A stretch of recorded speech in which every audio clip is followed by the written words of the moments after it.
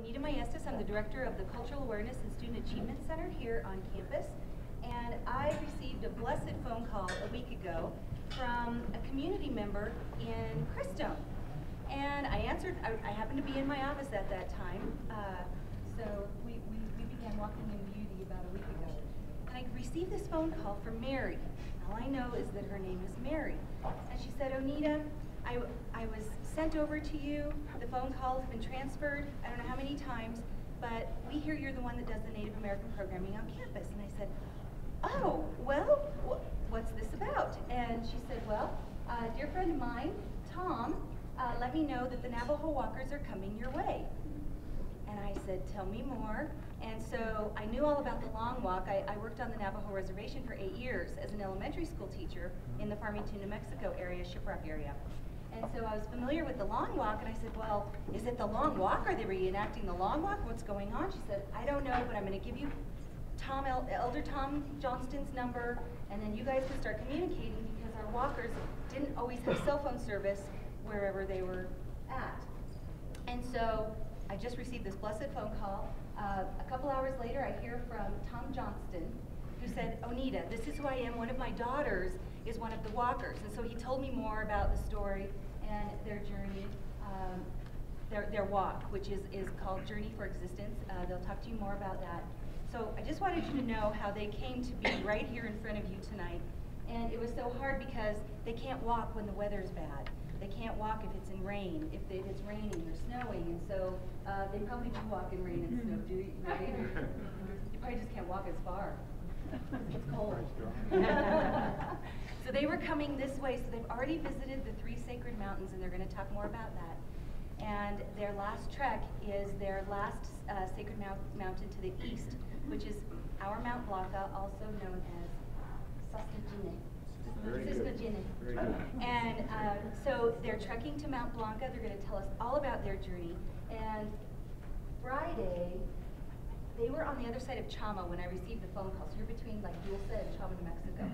And so I said, well, how long do you think it's going to be before they get here? And it just depended on how many miles they walked per day and the weather, if they had places to stay, etc.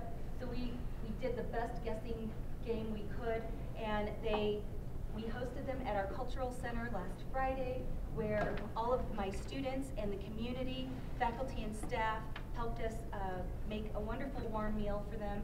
And so they were able to visit us last Friday at the cultural center, and then they've been trekking since towards Fort Garland, right? And we asked them, I said, can you give us some kind of a timeline? This was last Friday, we weren't sure. And I said, can we just say Tuesday? And they said, okay, we'll be there Tuesday. No matter where we're at, we'll be there Tuesday. So I know we interrupted their journey. And so if you could please give them a heartfelt welcome for being here, because they're on their way to Mount Blanca, but they came all the way back here tonight to spend time with us. And they just got through eating a nice dinner at the CASA, so we fed them well. And they're ready to talk to you about their journey tonight. And without further ado, I'd like for you to welcome our Dine walkers, who are going to tell you all about their journey and why they are walking for the cause. It's the Journey for Existence, and it's Nihigal Bi-Ena. And so that's the Journey for Existence, and they'll talk to you more about that. So the warm welcome in our Navajo language is Yat-eh. So if you would like to say Yat-eh, that means welcome and hello. So everybody come with me. Yat-eh. Yat-eh. Welcome, and we are so excited about your journey. Welcome to this.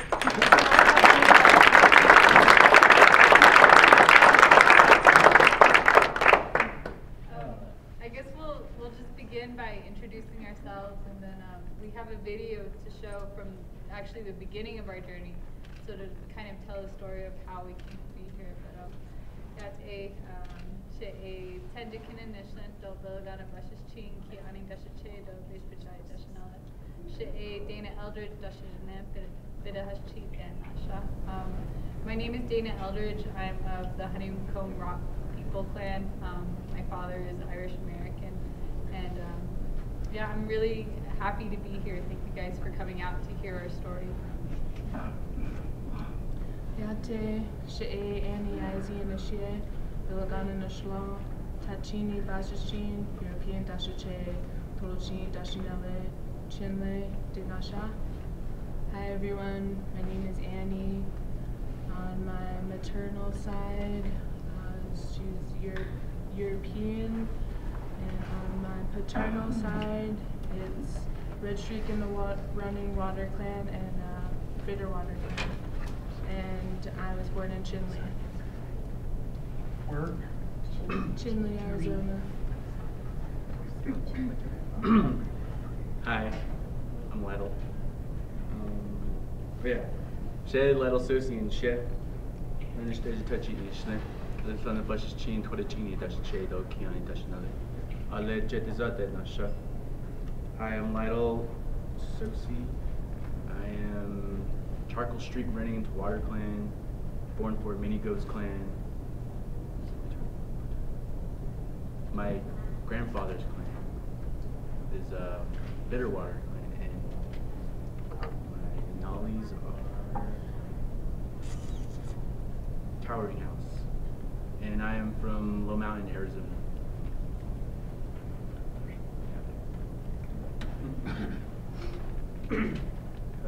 Gate, She, Hilner, Kitluchini, and She, Patapi, the Schlitt, Kachini, Bashchi, Kitluchini, Dashanella, Madishkiji, Dashache.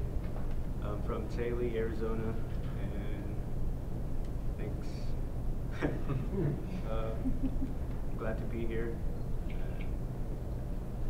Oh, sorry. My name is Hilner.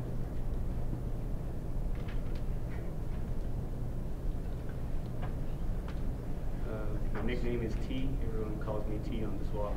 It's just a nickname. I got it from my dad.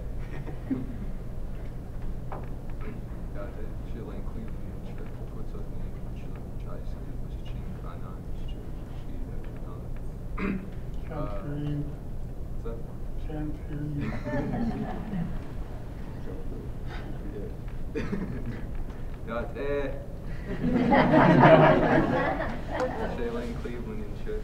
What's up?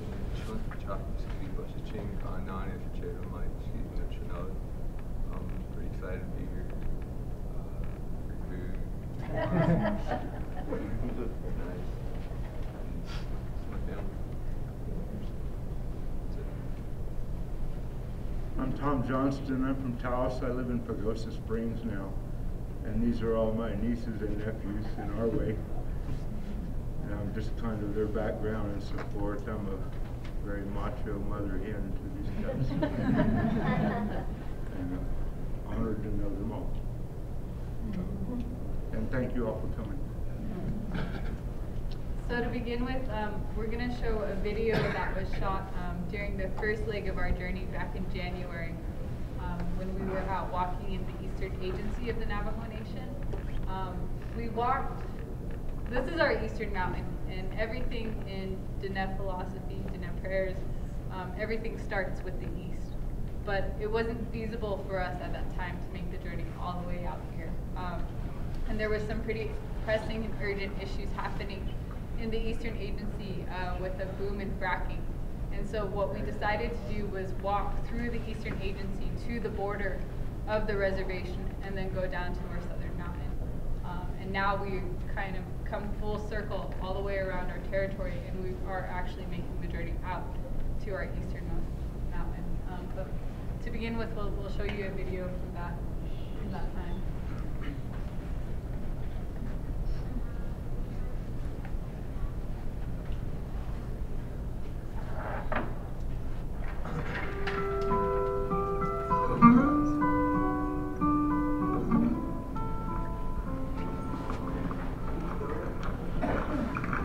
Violence also occurs, like here, on the Eastern Agency of Dine. There's violence taking place, and it hurts. Despite bringing economic development to rural communities, fracking and other extractive industries place women in direct danger as potential targets of sexual crimes fueled by an increased population of foreign transient oil workers. According to the Department of Justice, 1 in 3 Native women have been raped or experienced an attempted rape, and a mere 13% of sexual assaults reported by Native women end in an arrest. For the moment, Fracking is happening on BLM lands that surround the Navajo families of Naizi, Counselor, Liebrook, and Jithna-Odishi area. Just being and living on the checkerboard area, I mean, it's so sad to see how bad we're treated by the Navajo Nation and from the state. I've never experienced anything to where Eastern Agency is important until fracking came.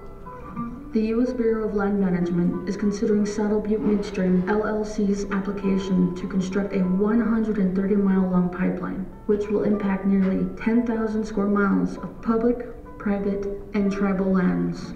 The proposed Pinyon pipeline would enable the development of more than 500 new oil wells spanning throughout the Eastern Agency of the Navajo Nation. When things happen in the community, no one's really aware of it.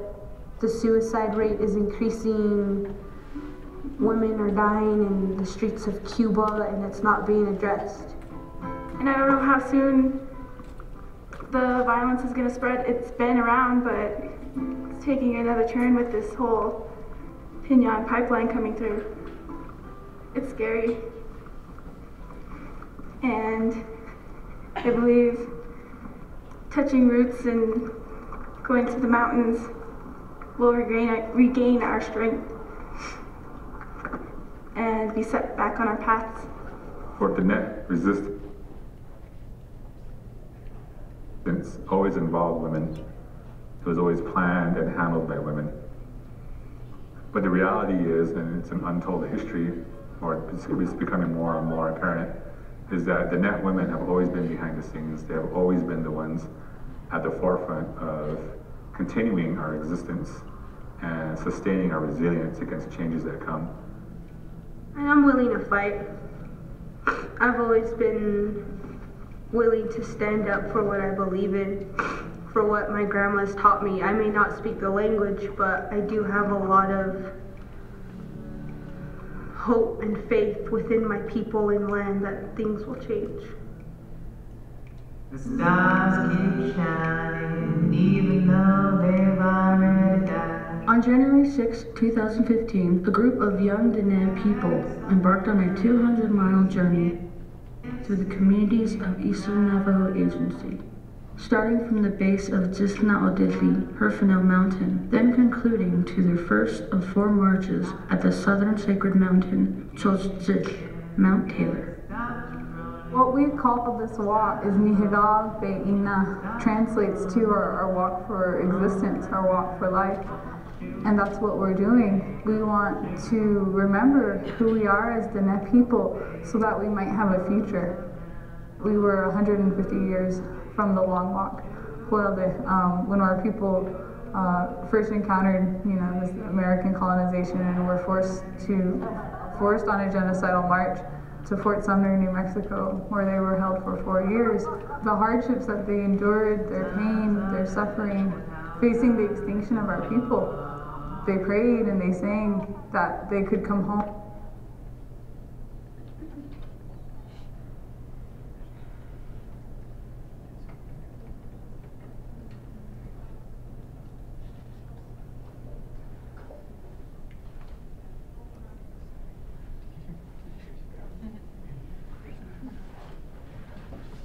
I'm gonna press a button.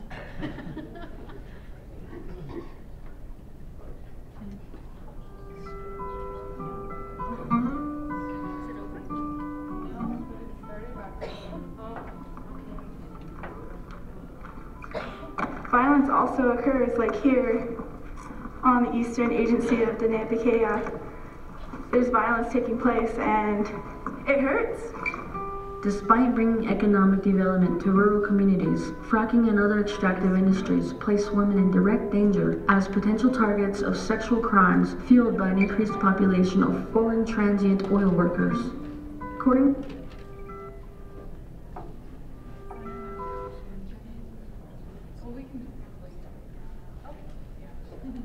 Well, I can finish what I was saying.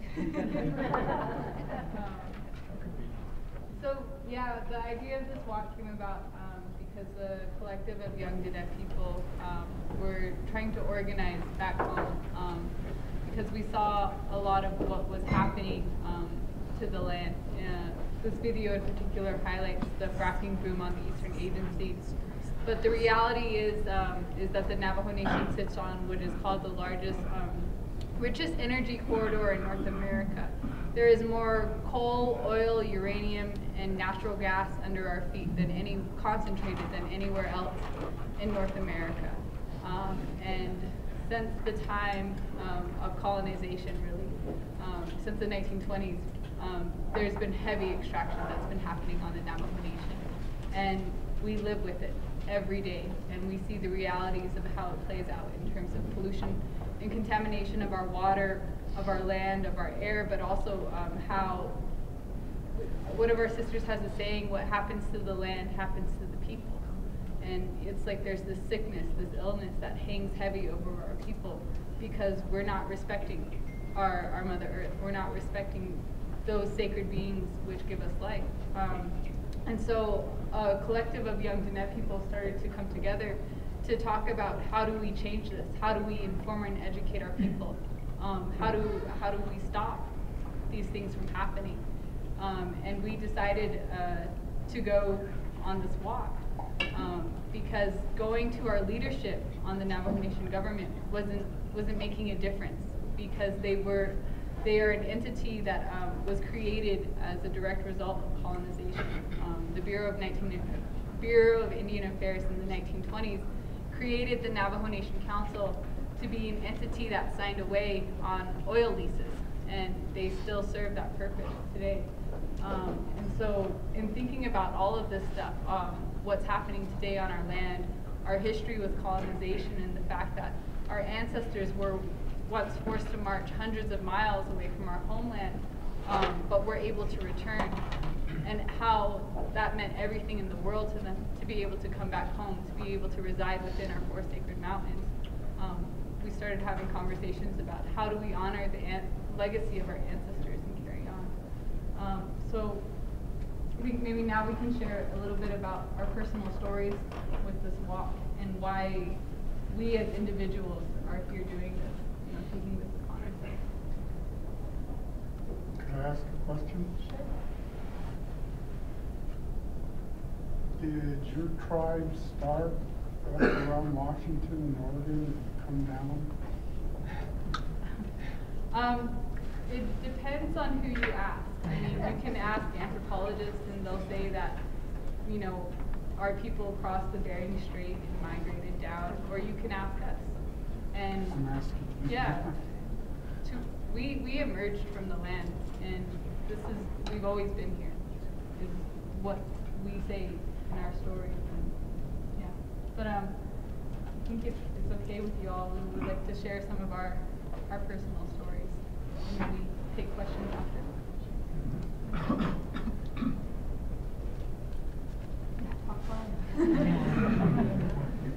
Hi everyone.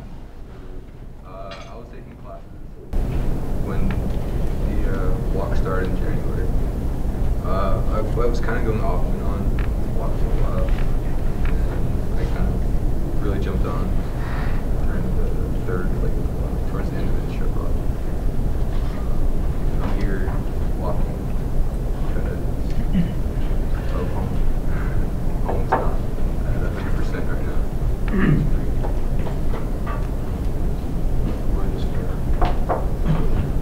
But I'm here because I believe that what we're doing is real. Our intentions behind it just as real.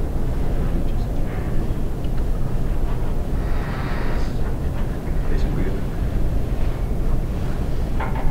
Here, getting ideas, learning, unlearning, meeting with people, getting to see this land compared to if I was going across it in a car. It's amazing. Kind of blend out into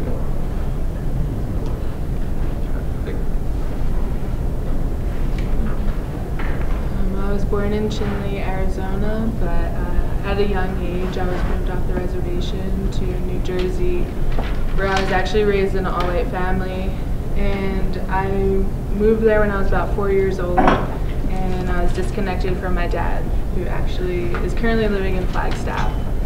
And so I went to a university in the city of Philadelphia, and I lived there for a while, and I got a really good job, but I just wasn't feeling satisfied.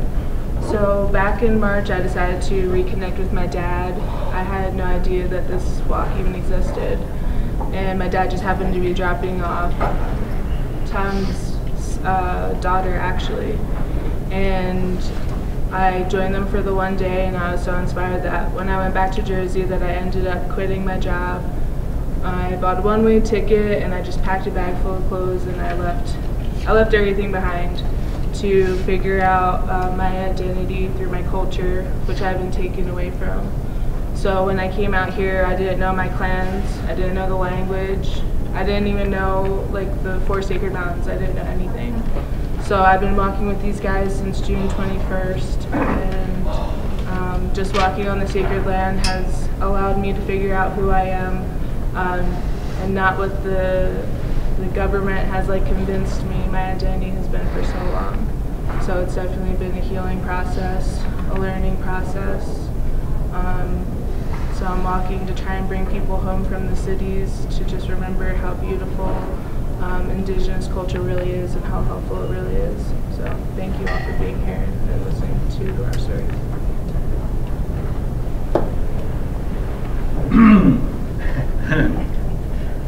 Set copy. Yeah, I'm Lytle. The reason why I joined this walk because I want to raise awareness to all these young kids, young children out there. Young Dine warriors are going to be growing up. Yeah. There's a lot of gang violence and just that bad stuff where I'm from. So I just want to be like not a part of that and actually do something for my community, my people, my family, these guys. I learned a lot about the land, all the fracking and the drilling. It just really grinds my gears. Made me sad too when I saw all these drills walking through. Just walking through this area from here to Farmington. Oh man, it's so sad. Like it's like the earth is crying. Yeah, but hopefully the prayers we carry with us to take to our mountain. Hopefully it strengthens our people and stops all this destruction happening. Oh, and I heard about the walk from this guy right here, this young gentleman right here. Strong. Oh yeah, it's pretty cool. It's like I spend most of my days back at home taking care of my grandma, livestock, getting woods, gathering woods, getting ready for winter, chopping wood for other elders that live in my community. Yep, it's pretty cool. But yeah, this guy brings me news every now and then. That's how I found out about the walk. I felt really strong about it. So I was like, oh, I'm going to join you now. Here I am.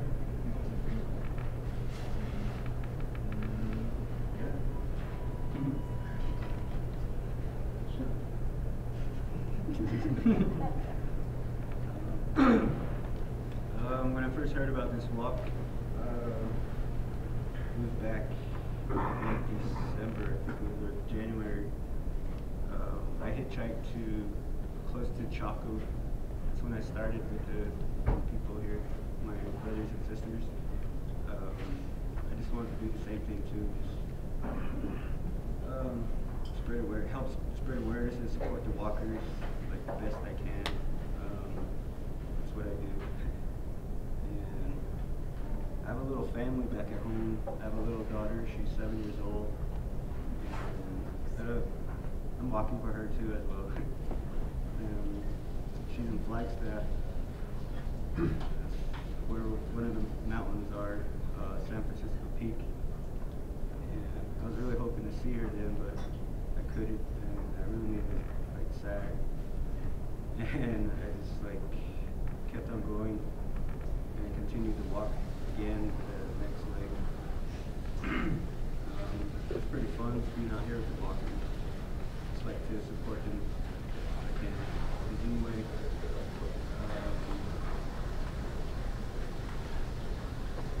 And I've seen a lot too on the walk that all these corporations that are targeting kind of like really gets emotional when you see all this extraction happening. It's like it's really messed up to see, and all these like trucks, semi-trucks. They're just like taking it out of the ground, and I really didn't like that. It's like seeing all these pipelines and all these things sticking out of the ground, all these white trucks with their ugly ass orange flags on it. I don't even know what they're doing, and you're just like really pissed seeing that. And it's really sad. Yeah, so I want to like fight these corporations, give them the neck. Yeah, that's what I want to do. I want to spread the word, you know. That stuff needs to stop. Like ASAP before this world ends. We all share this world, this planet. And all the animals, the wildlife. I pray for them. I pray for our water. And with this staff, when I hold it, when I walk, I pray to myself, it's in my head, everything will be okay back at home, shifted that talk. Yeah, I'll quit. Thank you everyone for coming. Appreciate it. I'm Tom Johnston. The ones you see here are about maybe a sixth of the people who have walked many, many miles in the last year or so.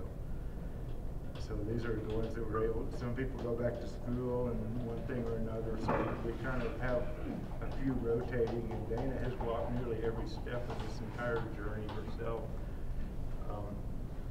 And we walk for different reasons, and it's interesting to me to hear these guys. Most of them don't have a lot of experience with public speaking, nor do I, by the way. And when they tell their story while they're on the walk, there's many reasons for it. One is the preservation of our language. Another is a personal journey for some of these kids that have come out of, the MTV world and not knowing, not having the elders awake enough to give them the foundation they need for life, and that's how we learn from scratch if our elders don't teach us. We learn about ourselves, our ability to endure walking, our ability to get along with one another for a year through difficult conditions. I mean, every step is a learning experience. Some of these guys are in it for personal reasons, largely, and some of them are for cultural reasons. And some of us just hear the cry of the earth a little better than some other people do, I think, in this world. And I heard the cry of the earth a long, long time ago, and I've been involved with eco and native rights struggles for many, many years. And I'm so encouraged to see these young people, and that's why I will back them up as far as they want to walk, because they're the future, and they're about to have the next generation here pretty soon. And you know, it's from our human perspective, we live a long life, and it seems like everything is kind of the same. When I was a kid, we didn't have tasers, we didn't have surveillance cameras, we didn't have DNA testing, and we didn't even have color TV, actually. But in my seemingly pretty short lifetime, it's all been pretty much the same. You go to the store, get your food. In history, in all the generations of mankind before us, it wasn't like that. And we forget that we're born in a very unique slot of time in the history of the earth where this earth can die at our hands if we don't stop that. And at least it's a hugely ironic thing to be born in this time when we have electricity and cars. And maybe beyond just an irony, it's a responsibility that we have to save this planet. If we care about our grandchildren, I do, I bet all of y'all do too.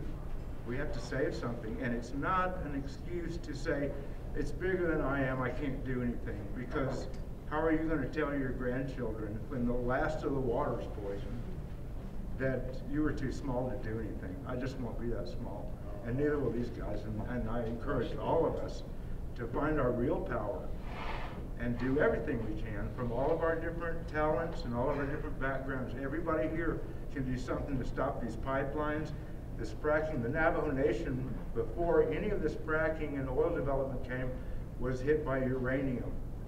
And that was to fund the atomic bomb and to support the atomic bomb. And there's a legacy of contamination all over the Navajo reservation of uranium mining. And because it wasn't part of the United States, when they don't want it to be, it's a sovereign nation. They give you sovereignty only so that you'll run down the road with it, and that's all they give you. But the Navajo Nation has been under assault, and in fact the government called it a national sacrifice area at one time for uranium development. And because it was on the reservation, there weren't the restrictions on safety. And because there were no jobs, a lot of the miners were Navajos. And there is a legacy on the Navajo Nation of uranium miners way disproportionate to the rest of the country who died. We all know little pieces of this, but it's so huge that you can't almost get your mind around it. And these days, when you walk on the Eastern Agency by Liebrook and Counselor and over there are fracking trucks and oil trucks zooming everywhere. And the lure and the trick is they say, oh, these poor people need jobs. Well, I'll tell you what, 80% of the drivers at least in those trucks are from somewhere else. It's not bringing jobs to the community, it's destroying the community. And if you go out here and dig a hole the size of this parking lot, that's forever. That land will never be like that again. And if you add up the strips of pipelines, all the oil pads, I urge any of you guys to go on Google Earth and look at the Eastern Navajo Agency around Cuba, Counselor, Liebrook. It is an unbelievable patchwork of oil pads, as dense as they can be, and roads go into every one of them. This is why we're walking, and I think regardless of our backgrounds, we all, I think I speak for all of us, we see that this earth is going to die pretty soon in a generation. If we don't do something, it's not acceptable to wait.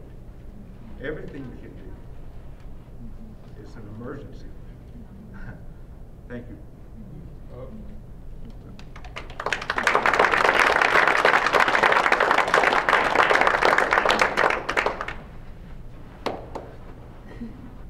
I don't know if anyone has any questions. I got some. Get my brother Tom to support me on this. So, my name is James Watley. Everybody calls me Jaime. And I wanted to tell you guys that there's not enough that could be said for you guys actually taking the heart to make the move, you know? And we're not going to talk about tribes in blood or none of that. I'm just going to say, my son danced most of my life.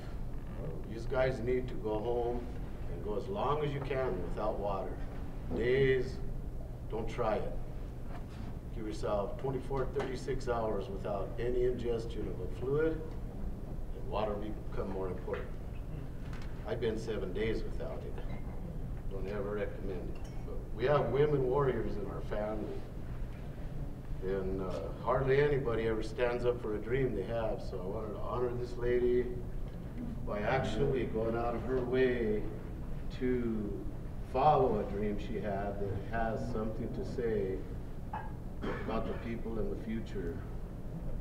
And for myself as a person on the earth and a person with kids and grandkids, I thank you very much for following your heart and dream.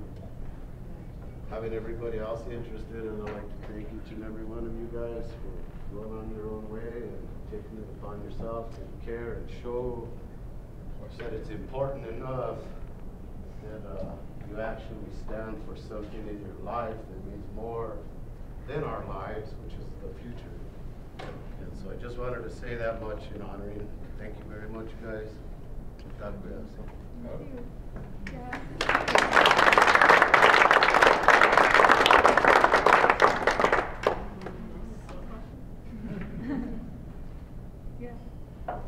Can you speak a little bit about why the Dine do not have more control over the lands and the use of it? If it is Navajo territory, how is it that these things can be going on without your assent? Colonization is a one-word answer to that. Beginning from there's been several ways of colonization that our people have encountered. The first was with the Spanish. But we were never conquered or defeated by the Spanish Empire. We always remained on the periphery of it. But back in the 1840s or so, the Americans started to, arrive on the scene out here, and they had a plan of mass control over the land, and they thought that there was gold and silver under our territory, and so back in the 1860s, and there's lots of information on it here. I encourage you all to look a little bit into it. They launched a plan which became known as the Long Walk, where our people were forcibly relocated hundreds of miles to eastern New Mexico, and were held for 4 years on a reservation, so-called reservation. Really, it was a concentration camp. Hitler later looked at these models of what the United States did to Native peoples for his final solution for the Jews. And after that, we were held there for 4 years. But we're one of the few indigenous groups in the United States that's very fortunate to be able to be back in our home territory. Our leaders were able to successfully negotiate the return back to our homeland under the premise of being on a reservation. But from that point on, from the 1868 on, we were under the ultimate authority of the United States government. And I mentioned in the 1920s, the Bureau of Indian Affairs set up a tribal council for the purpose of having a legitimizing body to sign away on oil leases. And to this day, the primary function of our Navajo Nation government, which is descended from this original tribal council, it's a non-indigenous form of government. It was something that was created by the United States and modeled after United States government. The primary function of that government is to continue to provide leasing opportunities for corporations to come on our land and take the resources. And so even though here we are, decades and decades later, we're still fighting these same issues. We're still facing the same issues. And so there's lots of arguments that are made in the name of sovereignty, but once you really get to the heart of this, and this is true not only in our community, but lots of other indigenous communities, tribal governments do not represent the people. They do not represent the people on the ground. They represent the interests of corporations. And so that's why things are the way they are. And it's the legacy of colonization continues to this day, because we're not the ones who are benefiting from any of this resource extraction. They'll argue jobs left and right, but we function with about a 60% unemployment rate on the Navajo Nation. And all of the energy that is being mined, drilled on our land and burned, they burn the coal there too, it's all being exported off the reservation to power cities like Phoenix, Las Vegas, Los Angeles. we don't receive, we actually buy back the energy at a rate like 3 times what people in the city pay for it. And so it's just, you know, people think that a lot of these issues with indigenous people are in the past, but this is a continued legacy that we face every single day. And many people in our communities to this day live without electricity and running water. I think about 1/3 of our people live without electricity and 1/4 of our people live without running water, even though we're powering the Southwest. And if you want to see how that happens, you can kind of look at Iraq, because America has practice at going into a hostile area and saying, which of these few people can we buy and set up as a tribal government that will negotiate with us? And that's exactly what happened there. America's well practiced with that. They did it with every tribe they encountered all the way across. And they're doing it in the Middle East now. Right. It's exactly the same plan that they have of isolating, dividing, conquering, giving the alcohol or whatever else they can to sedate the people and get the few that they can manipulate and put them in power. That's the way it's always been in the Navajo Nation. And that'll change one day. And so that's why we made the decision that we weren't going to go to our tribal leadership, because they're already bought out. That's why we're going to our mountains, because in our culture, in our way of life, our mountains are our original leaders, our real leaders. And I guess I can't really explain how all of that works, but I mean, you live here at the base of one of our mountains, and I'm sure you can understand how special that mountain is, how much life exists on that mountain, how much water comes from that mountain. And for us, there's 4 mountains, such as this one, that surround our territory, and that those are the markers of our traditional boundaries. And so what we're also doing with this walk is not just, you know, trying to educate people about what's happening in terms of resource extraction, but to push back against the tidal wave of colonization that has been inflicted upon us, and to push back against reservation boundaries and reservation lines, and to reestablish that this is our territory, you know, and we share it with you now, but this is our territory, and we were placed here by our holy beings to protect this land and have a relationship with this land. It's not so much that this land belongs to us as much as we belong to this land. And I guess that's the message we're supposed to bring here tonight, is that we all need to do our part in protecting this land, because as Tom really eloquently said, you know, if we can't drink the water, if we can't breathe the air, what kind of future do we have? All the money in the world won't save you from that, no matter what. I don't know, that's why I'm walking.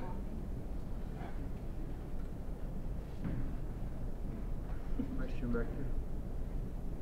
Yes, sir. Yes, could you mention what the other 3 mountains are? Alright, It's loud. This walk started at Mount Taylor. It's called Soza, and the second ended in Flagstaff, Arizona, San Francisco Peak. We call that one Togo Street.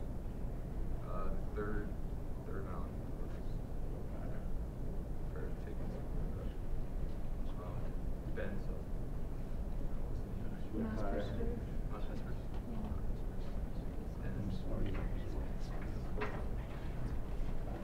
What was the third one?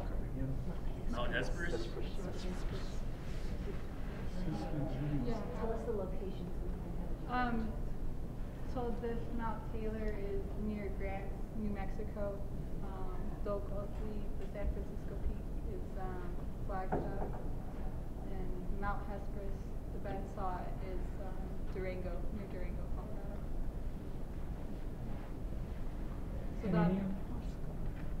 So that marks our traditional territory. The 4th one is Mount Blanca, Cisnachin. Had any of you ever been to Mount Blanca before this trip? No. I was told to me by like my elders that we're not supposed to go to there unless if you're in a dire situation. If you really need the mountain, then you can go call upon them and ask them for guidance, just like how our ancestors did. But I don't know. I have not seen the mountain. I've never been on this side of our territory before, so it's pretty cool. I like it. Trees, rivers, all this back home.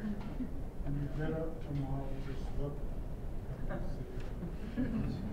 No, I've been doing that ever since we crossed over the. Yeah, ever since we walked over Ojai Peak. Yeah. Oh man, just feeling the energy and just the rush. It's good. I'm so glad to be here among you people and in front of our mountain. How many people here have climbed it? Come on. I'm not supposed to. Can you speak a little bit about fracking and that process? In northern Colorado, there's a lot of fracking going on, and now they're seeing a lot of seismic activity. They're using a lot of water force. I guess they force the water down in there, and they're noticing that there's small earthquakes happening. Is that something you guys are worried about? It's not water, but they're injecting. Yeah, so a lot of what we've walked, the first walk and especially this leg of the walk has been on what is called the San Juan Basin, which is a huge shale formation in the earth. And one of our sisters calls it the pincushion of North America, because what she's told me is that it's been drilled longer than anywhere else, or more consistently than anywhere else in the United States, so-called United States. And there is more gas extracted from the San Juan Basin than anywhere else in the country. And so we've seen both a tremendous amount of oil extraction and gas extraction walking the San Juan Basin. And it's terrible. But the thing is, it's really normalized, I think, for a lot of the communities, especially like if you go around the Farmington region, it's just part of life there. It seems like the industry provides a lot of the jobs in the area. But now people are really alarmed about what they're calling fracking, which is a new, this oil and gas extraction has been going on for a very, very long time. But there's a new technology that they're using where they don't just drill vertically, they can drill horizontally in the earth and inject it with water that's laced with all sorts of heavy chemicals and sand, which is also mined on the Navajo Nation. There's a sand mine near Sanders, Arizona. And it's injected into the earth at really extremely high pressures, and it breaks apart the earth from the inside, the shale formation, which releases the oil and the gas. But what they're learning is that the minerals, the elements, they're bound together in the earth. And so in addition to releasing the oil and gas, uranium's also coming up with the frac fluid. And on our journey, we encountered one of the drivers who drives contaminated water that's being pumped out of the well sites. And what he told us is that they just drive it somewhere else and inject it back into an old well site. And so they're actually injecting all of this contaminated water into the aquifers. Yeah, and so it's really bad. Really bad. There's places on the eastern agency of the Navajo Nation where people can light their tap water on fire. They pulled 240 permits in Huerfano County this last year for fracking, next door to us. So if you don't think it's coming here, it's coming. Without getting too esoteric, the earth is obviously a living thing in almost any way you look at it. It's alive. It's like they're taking the blood of the earth and the bones of the earth and blending it up and chewing it up and spitting it back out, and it's forever. There's no way to return an aquifer to its pure state once it's contaminated. That's happening all the way from Canada to Mexico and beyond. And our aquifer is relatively undisturbed compared to some of these other places. We really should pay attention to what we have. I think there's a very large anti-fracking contingent in the San Luis Valley. There's been for many years. It doesn't mean it's not going to happen. We're hep to. I have a bunch of questions, but I'll ask the most important ones. Have you connected with other indigenous groups to talk about what you're doing and to share your story with them? Absolutely. In walking our territory, we're encountering the other indigenous people that live. We share territory. You know, we all belong to the same earth, and so we've traveled down south and connected with our Apache brothers and sisters who are part of the Protect Oak Flat movement. We've met Havasupai elders who are fighting uranium mining in the Grand Canyon. We've also met with youth people who are also resisting uranium processing mills happening on their territory. And what this year really has brought about is a lot of opportunity for us to engage, not only with other indigenous groups who are facing the same issues, but a lot of other people across this country who just don't like this stuff happening in our backyard. And we're very fortunate in having a really awesome group of people come and cook for us. And Grumble, Larkin, do you guys say hi? These two individuals have given up so much time and energy to come cook for us and travel with us, but they are also experts in what is happening in their own backyards and how to resist this kind of really exploitive and abusive development. And they've put us in connection with a lot of other non-indigenous people who are fighting this fight too. Because now, today, you know, like we all share this land ultimately. We all drink the same water. I'm interested to hear if what the tribal council has to say about your walk. Nothing. They have nothing to say. They're puppets. They've been notified of it numerous times, but we've never. They have not come out against the walk at all either. They've not had positive or negative. Yeah, they're silent. It's just like when they were fighting over the joint use area between the Hopi and the Navajo. Supposedly, they're tribal councils, but the elders got along fine. The elders had no issues, but the government wanted to act like they didn't get along, so it would make an opportunity for it to be taken over. Well, I just want you to know that I'm honored to be in your presence and any support that we can offer you. Thank gladly you. given. Thank you. Right back at you. Another question? Has the tribal council received royalties from these oil companies? About 80% of our tribal revenue comes from coal alone, and there's not an official deal worked out for the new fracking that's happening, but there's also the Navajo Oil and Gas Corporation, and so that's all tied in with the government. And so that's another reason we're being told by our tribal government that these things are really good for us, because they provide all of the funding for the program and services that our people receive, supposedly. But I've heard of a lot of recent studies where they've broken that down, and they're finding that most of that money that's coming from the coal revenues is just actually being cycled within the government itself and doesn't reach the communities, doesn't reach the people.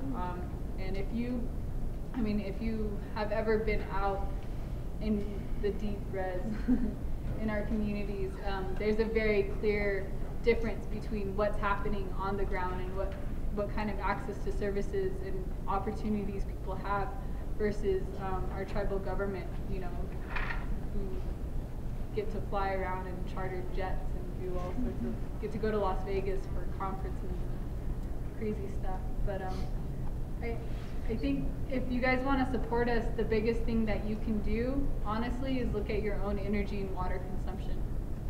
Because all of this comes from coal.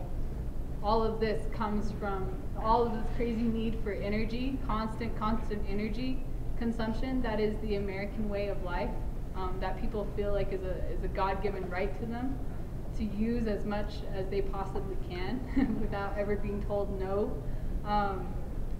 Please just be mindful of it, because it all comes from somewhere. Somewhere a mountain's being torn apart. Somewhere waters are being contaminated so that Americans can live this kind of lifestyle, and it's not fair. And we are at one end of the spectrum, a really negative end of the spectrum, where it's just the inequalities are staggering. Go over to Walsenburg, 70 miles east of us, over the pass, and you'll have to wait at the railroad tracks half an hour or so for the coal train to go through up to Colorado Springs, where they burn that coal and it goes into the air.